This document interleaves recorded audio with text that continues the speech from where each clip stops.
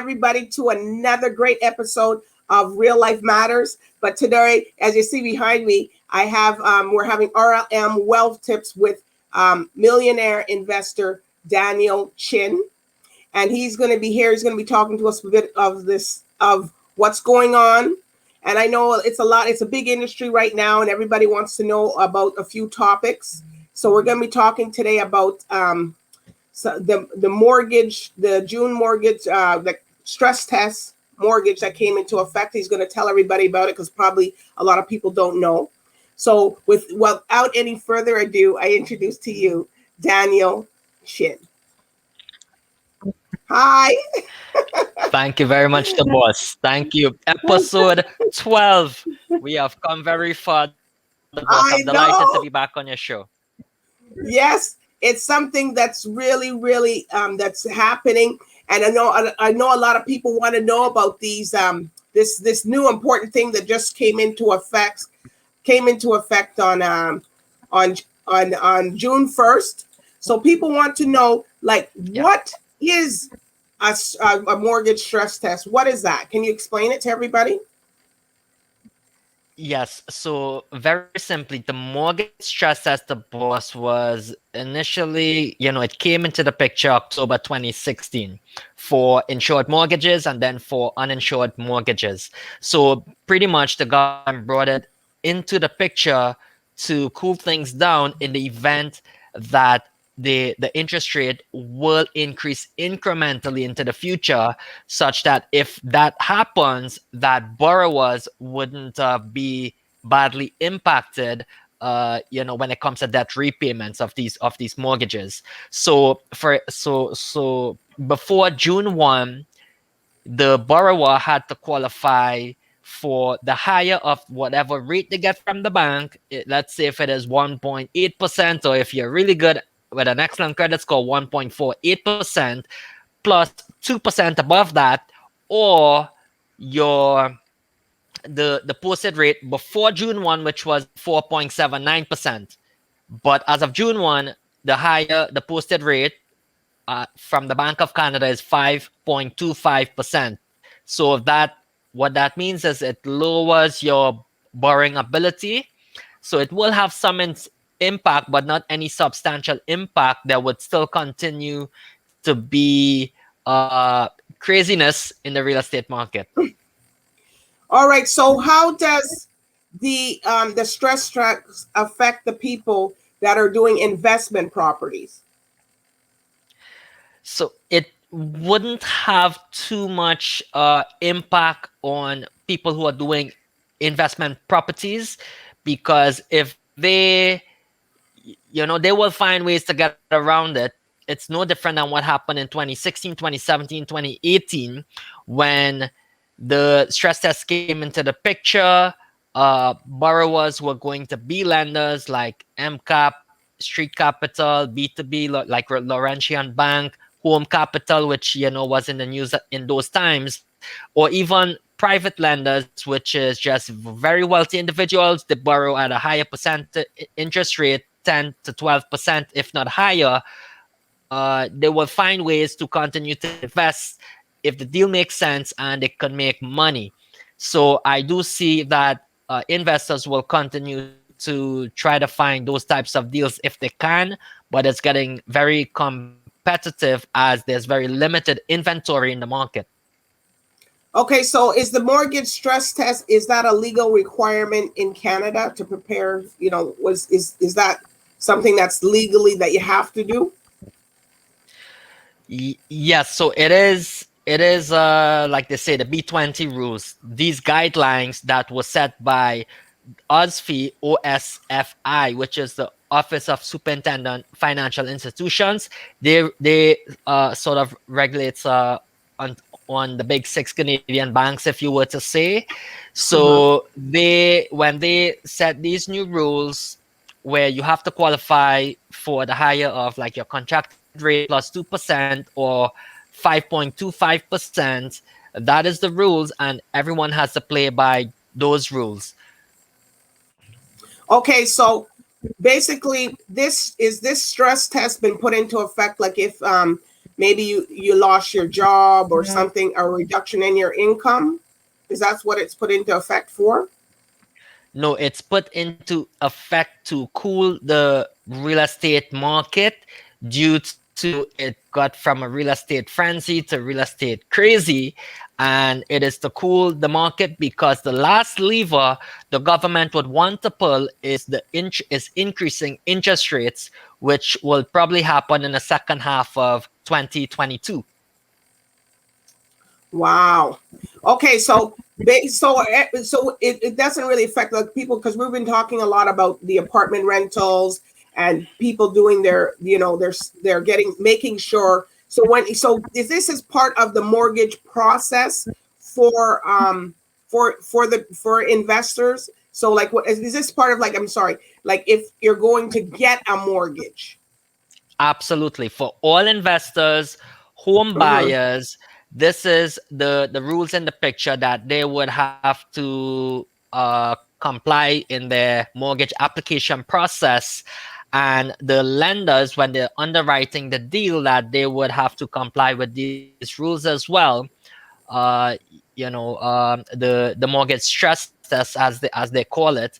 So everyone will have to play with these rules as it's in the picture as of June 1. So now keep in mind, the mortgage stress test never came out of the picture. It was always there, but they brought it a bit down to help some of the first time home buyers as things are becoming very Okay. unaffordable.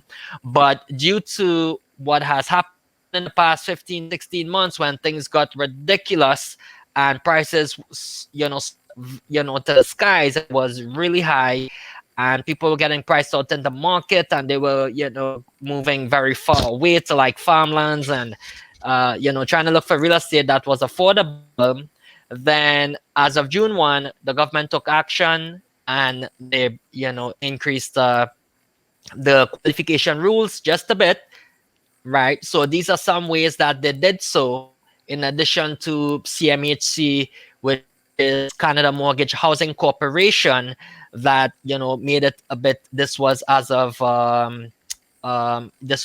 few months ago, where your credit score, you had, the threshold or the requirement was a bit higher, so made it a bit stricter. But this is all they can do right now because they cannot afford to increase interest rate at this point in time. So it Okay, so impacts what do it will people? have some impact. It will have some impact, the boss. But due to how things are right now, with very low interest rate and low inventory and pent up demand, you will still see real estate continuing to rise, and government will pay attention to what's going on. And over time, if they feel needed, they will find other ways to cool things down. But this is the first move that they have made.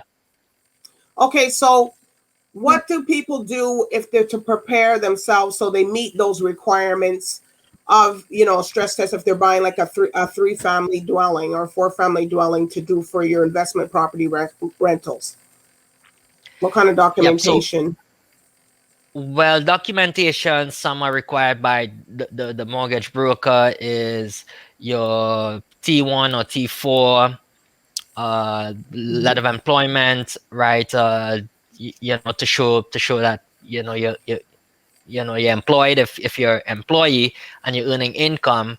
And so you can go through those things with your mortgage broker, and Mhm. to provide those supported documentation as required by the bank. They have their list, and of course different banks have different requirements. So you can find out that from a mortgage broker. Okay, so that they can meet those requirements there also for themselves. Okay, because because a lot of people be worried like, oh my gosh, what's this? What is it? Something else? And then maybe they might be reluctant to take those, to go in and say, well, they got this stress test and all that. So if there's multiple investors in one property, then Mhm. will the bank require everybody to put all their documents in there, or is it the main person? is who are the applicants. Sometimes there can be guarantors, sometimes, Mm-hmm. but who are the applicants who would be on title of the mortgage or on title of the property that Mm-hmm. will be assessed as part of the entire picture when qualifying for that loan amount. But if you're a guarantor, you would be assessed, like your supporting documentations will be received, but you Mm-hmm. wouldn't be on title of the mortgage or the property, but you would be guaranteeing the loan as the guarantor. Okay, so are they competitive loans out there for residential landlords Competitive. available? So as mentioned before in one of the previous episodes, the Mm-hmm. banks, they are lending money. They are Okay. lending money, and one of the things what I've read this morning is the banks have a lot of capital, because they reduce their credit loss provisions, Okay. and they have capital, that they're holding against risk in the foreseeable future. So they have capital, to lend money. So great time if you're planning to refinance, or if you're planning to buy, if you do find that good buying opportunity. So the banks are lending money, surely. And then also they have to include, which we told on the episodes, they also have to include the money for their renovations too. They should have that all in the one in the mortgage, or should they apply for something like that separate? So they could apply it. It is like a two-step process, but Okay. it is better you make sure you have the renovation funds separate from the loan amount. The bank ain't gonna say, okay, renovation costs 100,000, okay, we're gonna loan you that amount, and then afterwards put it on all on one blanket under the whole loan amount, including with the Okay. mortgage. It is like a two-step process where Okay. you would be doing the renovation, and then they would be advancing the funds, either in the beginning, middle, or the end, or have you do all the renovations. You provide the support and documents, and then they would advance those funds at the very end upon completion. So you don't, make sure you have the renovation funds separately from the mortgage amount. But Okay. when you're trying to get approval for the mortgage, it's great to just keep things very simple, and less questions asked by the bank to get the mortgage approved very quickly. Well, people what because of some of those guys, people that have asked in the previous episodes about the renovations and stuff. So because now, because a lot of people are like, oh my gosh, they got this stress test going on. It's a big buzz now, even though you're telling people that it was something that was already in place, but they kind of downplayed it. So Stress test is no big deal at the boss. You don't have to worry about, there's tons of money out there. The stress test is no big deal. However, deal with the right people, mortgage brokers, and everyone to help you when doing any acquisition. But it's no big deal. However, it will have some impact or cooling in the market. But things will continue to be hot, unless they start increasing interest rates, which will probably happen in the second half of next year. okay, so can you do a little like test on yourself? Can people do before they go to the bank to see if they do their own stress test? Ye- you will have to do so from through either a mortgage broker or at some person in the bank, right? Like a mortgage agent who works in the bank to get assessed.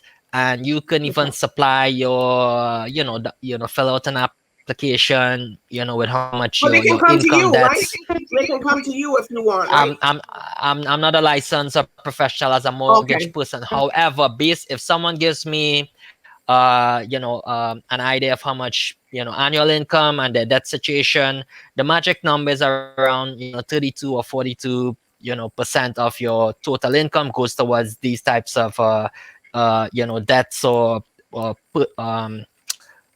personal debts or expenses.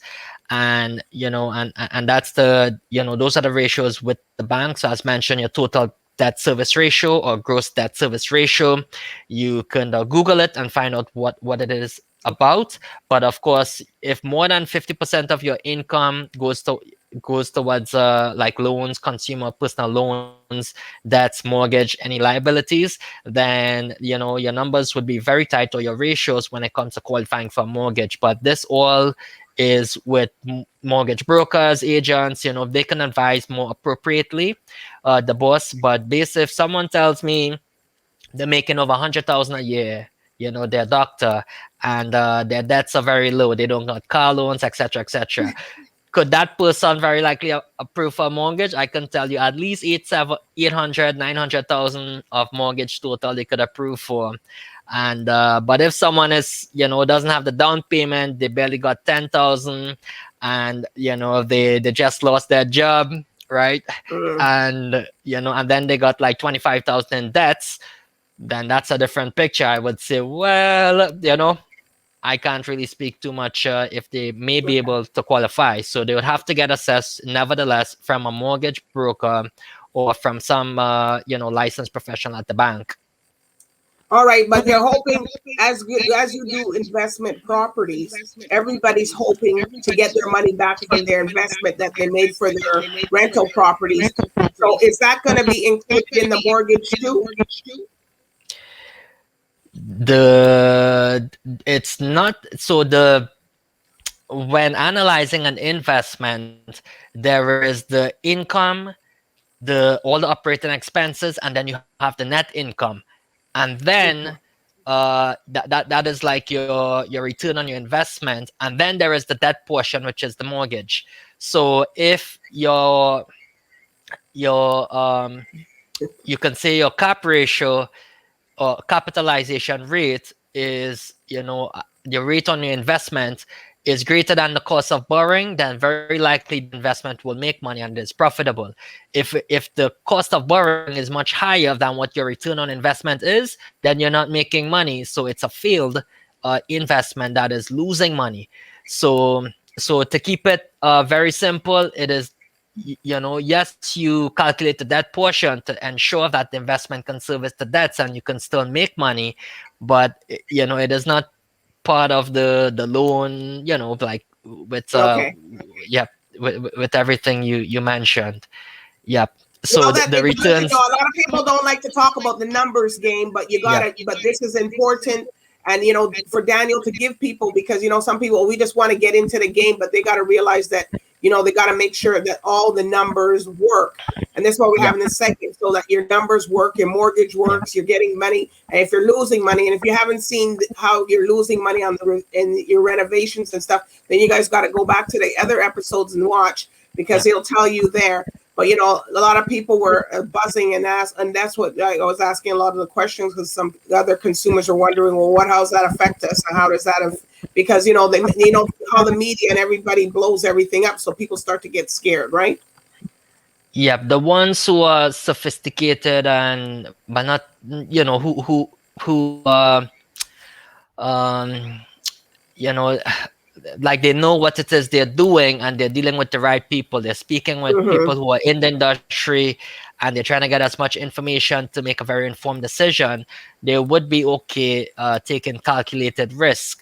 But there are some who are investing, and their hard-earned money, and they're not making prudent decisions, and they are just investing blindfoldedly, because the property looked good, but they didn't know it was in a bad location, and no one told them, including their real estate agent.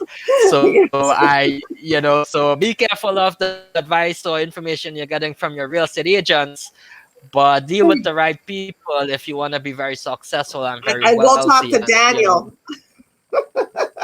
And you can talk to me, or you could watch RLM Wealth Tips. I'm giving a lot of good information, because the viewers, they are asking the questions, and they keep wanting me to come back here, the boss, and I'm very delighted. And I know this some is of a these, topic.